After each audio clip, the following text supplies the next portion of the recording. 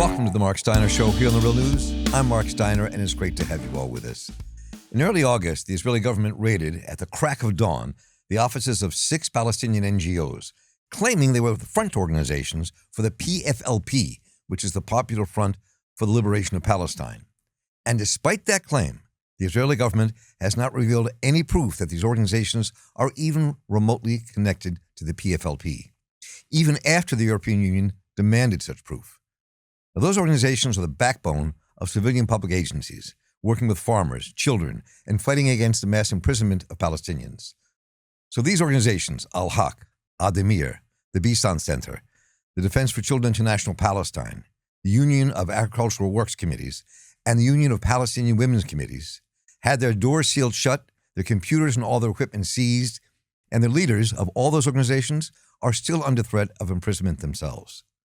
So today we're joined by one of the leaders of those NGOs, Sahar Francis. She's a Palestinian human rights activist, defender, and general director of the Addameer Prisoner Support and Human Rights Association. Sahar Francis is a lawyer fighting against the Israeli occupation of Palestinian territory, and as director of Addameer, she focuses on the political and civil rights issues in the occupied territories, especially those of political prisoners and detainees. So Sahar, welcome back. It's good to have you with us. Thanks. But this is not a very pleasant time, obviously. And if we could take a step backwards for just a minute, in context about the organizations that were raided, why they were raided, and what the Israeli government did, and then we'll get into the meat of where you are now. So give us a little background to this. So at Addameer, like my organization, we're a Palestinian organization that supports Palestinian prisoners with legal aid and advocacy and documentation and research. All the other colleagues, like the other 6 organizations that were raided and designated, we all work in human rights, in health sector, in the agriculture sector, in child rights, in women rights, and offering research and development studies. I believe that our work, and especially on the international level in protecting human rights and promoting accountability, exhausting the UN mechanisms and other international tools like the International Criminal Court, was the main reason behind the Israeli campaign against these organizations and other Palestinian civil society organizations. All this smear campaign started a couple of years ago, if not more than 1 decade, attacking the organizations, the people working in these organizations, distributing false information about us as individuals, about our work.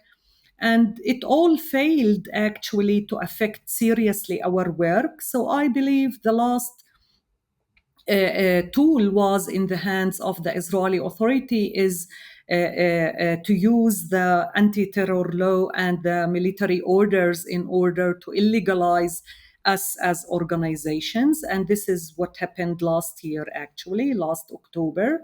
And last week, they decided to raid the offices and close the doors and seal the doors. Actually, in some organizations, they confiscated property. They took laptops, photocopiers, files, and data, and sealed the doors of the 7 organizations, hanging a military order forcing the closure of the 7 organizations for indefinite period. So one of the things that I heard you talk about you in another program, it might have been on Democracy Now!, was that you believe that Israel raided your group and the others to send a message to Europe as well. And so I'm curious how you think the Europeans are going to respond to this, because so far the American government has remained really silent. They've not said much. So what do you think that message is? Actually, to put it in the correct context as well, before the designation, the Israeli intelligence prepared a dossier, a secret dossier that was submitted to the European countries, mainly those that they support financially the organizations, in order to affect their decision to suspend their financial support for us. And it failed. And this is why we believe Israel at the end decided to designate the organizations. Then the European countries were examining this information, the intelligence information that they received. And lately, in July, they issued a joint statement by 10 European countries that they are the main funders for the civil society organizations in the occupied territories. Actually clarifying that the secret information that the Israeli intelligence offered for them wasn't sufficient, wasn't enough in order to base such a serious decision against the organizations on, and they decided to continue with supporting the organizations. So this is why we believe that the raid, the physical raid for the offices, is a kind of a message for these countries. No matter what's your position, we can force the closure of these organizations on the ground. I wonder what kind of personal trepidation and fear you might have for your own safety at this moment. I mean, already two other Palestinian leaders were brought, were told to come and to be interrogated. But what do you think could happen as a result of this? We expect the worst, actually. Personally, not just the senior staff in these organizations could be arrested, could be harassed, but any employee or any person that is in contact, volunteering, or offering any service to these organizations could be liable under the military orders and the Israeli procedures. So people could be arrested, could be prosecuted and sentenced for long periods. There's also other measures that could be taken against the individuals on a personal level in order to harass and affect and intimidate and threaten us from continuing our work. And it includes a ban on travel outside the country, canceling any permit that you have for entering inside Israel or moving from one place to another. They can affect family unification procedures for individuals. They can arrest family members of people and harass them. Lots of procedures actually that the occupation were using so far against human rights defenders and activists in the occupied territory. I mean, you were banned from leaving the country, right? It happened before this. I was banned board by the American Airlines, actually. And later on, I received a message from the US Embassy in Tel Aviv that my visa was revoked. Not clear what's the basis for this step, but my ban travel was forced actually by the United States and not by the Israeli side. So that's I think that's fairly shocking as well. I mean, that someone had reported to me, it was the Israeli government, the fact that the U.S. government not only has not responded to these raids and calling your organizations terrorists, when in fact they're not, they're human rights organizations. Now you're saying the American government has somehow been complicit in banning you from traveling from Palestine, from your home, to anywhere else to talk or to meet with people. Exactly. This is an indirect implementation, actually, for the Israeli decision against the organizations. As you said, instead of taking a clear position, while they kind of said as well as the Europeans that the information is not sufficient, so they didn't took any concrete or clear measure. So indirectly, they're implementing the Israeli decision by putting these restrictions, whether on the ability to travel via the United States. I was supposed to attend the World Social Forum in Mexico. I wasn't traveling to the United States and I was banned. So other colleagues like Ubay Aboudi, the director of Bisan Center, he is a United States citizen, but he was banned by the Israeli authority to attend the World Social Forum, and the United States did nothing in support of their own citizen that he was facing such a measure. Well, that's something we need to look into a great deal deeper, and I think that going back to the situation that you face at the moment and the others face in these organizations, I think it was a quote that came from you. If not, you can correct me. But when you said why the Israeli government did this was, we are the masters. We are the ones who controls the occupied territory and decides who could continue and not in the reality on the ground. I mean, what happened to all of you and your organizations is really, really Orwellian. It kind of, and it's like 1984 that Palestinians seem to have to live under, especially those of you who are leading the struggle for equality and for independence. So talk a bit about that. I mean, and what it's like to have to survive in that. It is very difficult because we are subjected for two different legal systems at the end of the day as well. Like the Israeli authority, the minister, basically when designating us according to the anti-terror law, he used the Israeli law to be implemented on the occupied territories. This is a very serious violation for the international law, for the standards of the international law. And in the same time, they used the military orders as well against us as an occupying power. And at the end of the day, we have to face this reality, and we decided to continue. We will not back up because we believe this is totally in order to silence us, because it seems we are succeeding in the work that we are trying to do on the international level,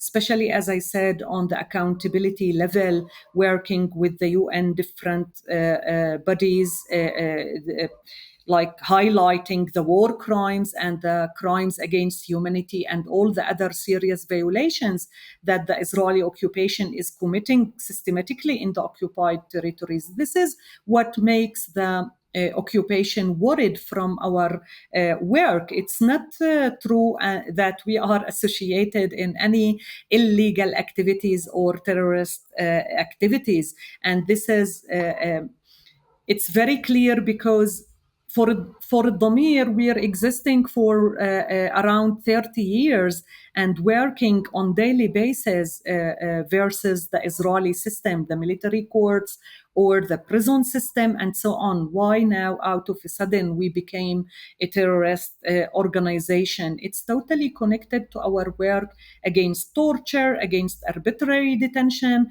and naming the military system as a war crime because it's not offering a fair trial procedures and standards for the thousands of Palestinian prisoners that they are detained yearly and prosecuted in front of this system. This is what bothers the Israeli occupation, and this is why we are becoming dangerous organizations in the Palestinian context. But we believe that it's not going to stop here, because we believe that for the occupation, in order to continue in implementing their plan in the annexation, any organization, any group that will resist this, that will work hardly in order to prevent these plans, will be facing an attack and illegalizing like we faced, because all the organizations that are trying to protect farmers in Area C, or house demolition policies, or supporting Bedouin communities that are supposed to be displaced from sensitive areas like what's going on now in Masafir Yatta or in other communities, will be attacked, will be facing the same attacks that we faced as six organizations. Before we let you go, and I know you have a very busy time trying to keep all this together and keep this alive. What do you think? Well, two questions here. A, you all have been accused of being front organizations for the Popular Front for Liberation of Palestine, the PFLP. That was the excuse. So A, speak to that, because I want people to hear what your response is to that. And then I also want to talk to you about what you all do from here. What happens next for you? But let's start with that accusation that you all are front organizations for the PFLP. So actually, this is the false information that the Israeli intelligence and the Israeli right-wing groups that they were established in order to attack Palestinian civil society organizations, especially after the very important case of the ICJ ruling on the wall in 2004, when the ICJ decided and confirmed that its occupation, that both the international humanitarian law and human rights law should be implemented, and requested Israel to dismantle the wall. And all the organizations started the boycott, divestment, and sanctions campaign. And then the whole work on the accountability level became more serious. And then the campaign, the serious attack against the Palestinian civil society started. So the way how the Israelis can justify this link with terrorism is linking the different Palestinian NGOs with the political parties that already designated or declared as terrorist organizations by the Israelis, or in the US context, or in Europe. And we should highlight that all the Palestinian political parties that are considered terrorist by the EU or the US are not declared so according to the UN standards. It's not included in any UN list. Because of the unique circumstances of the Palestinian context, being a people under occupation, and all what the international law enables the people under occupation to use as tools in order to resist the occupation. But as organizations, Israel is trying to use, every Palestinian could be arrested, prosecuted, and we all know there's no enough time now to enter into all the procedures in front of the military court, in the torture, in how they obtain confessions in this system. The whole coercive atmosphere that brings the detainees at the end to accept a plea bargain in order to make their detention as shorter as they can, so they plead guilty for anything in order to be released, because they are fully aware that they will be rearrested and they could be facing administrative detention without charges, without fair trial, without any legal procedures, actually. So this is how the intelligence collect their information. This is how this whole story was designed. And this secret information report that was presented for the European countries in order to make this connection between the organizations and the Popular Front. And this was rejected by the 10 European countries, and actually by all the countries that they received this information. So this is the way how the Israeli occupation forces were using secret information and collecting evidences out of torture and all these methods, not just now, since the beginning of the occupation. More than 450 actually, other Palestinian organizations, charitable organizations, unions, student movements, are designated as terrorist and illegalized by the military orders. It's not just these six organizations. This is the way how the Israeli are controlling the Palestinian society in order to maintain the occupation as long as they can. Go ahead, Sahar. I'm sorry. So how we will face all this? we will continue because it's not a job. It's not about a work that we are doing just in order to work. It's our struggle against the occupation, against the illegality of the occupation. It's our struggle to seek justice. It's our self-determination as a people. So even with the high price that we can pay as individuals, being arrested or harassed or affected, I think our vision and our mission as human rights defenders, that we decided to be committed to the international standards of human rights, we will continue this because we know deeply that we will succeed at the end of the day, because the truth will conquer at the end of the day. So, Sahar, I will let you go here. I just have to ask one last quick thing. Is there a very real chance that the Israeli government could come after you, your staff, freeze your bank accounts, just completely shut you down? I mean, is that the next step? Is that something you're preparing for? Have there been any indications that that's going to happen? Of course, it can happen. The fact that they raided in the way that they did last Thursday was a clear message that they can do it. And we expect that they will continue unless if there is really a serious pressure coming from the United States and sending a clear message to the Israeli side that they should cancel their decision and stop all measures against the organizations and the people working in these organizations. And of course, from the European side, I mean, it is the time for the international community to implement human rights in a correct way and not to work in double standards. And we all know that there is ways how to make Israel abide to the international law and respect the rights of the Palestinian people. Sahar Francis, first of all, thank you for your work. Thanks for taking the time today. I know it's a very busy time for you. And we will stay in touch and continue to follow this. I will stay in touch and continue to follow this here. And just we will keep watch over your safety as much as we can from thousands of miles away. So thank you very much for joining us. Thank you. Thank you for the support.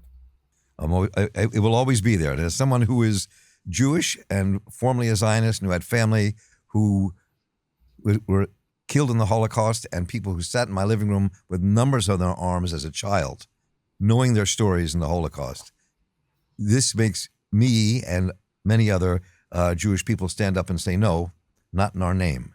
And I want to thank you for your work. Thank you. Thank you.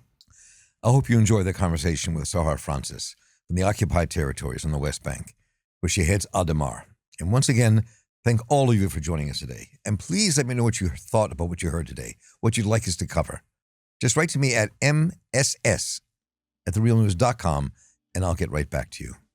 And if you have an extra minute, go on over to www.therealnews.com and become a monthly donor. Become part of the future with us. So for Stephen Frank, Dwayne Gladden, Kelly Rivera, and the crew here at The Real News, I'm Marc Steiner. Stay involved, keep listening, and take care.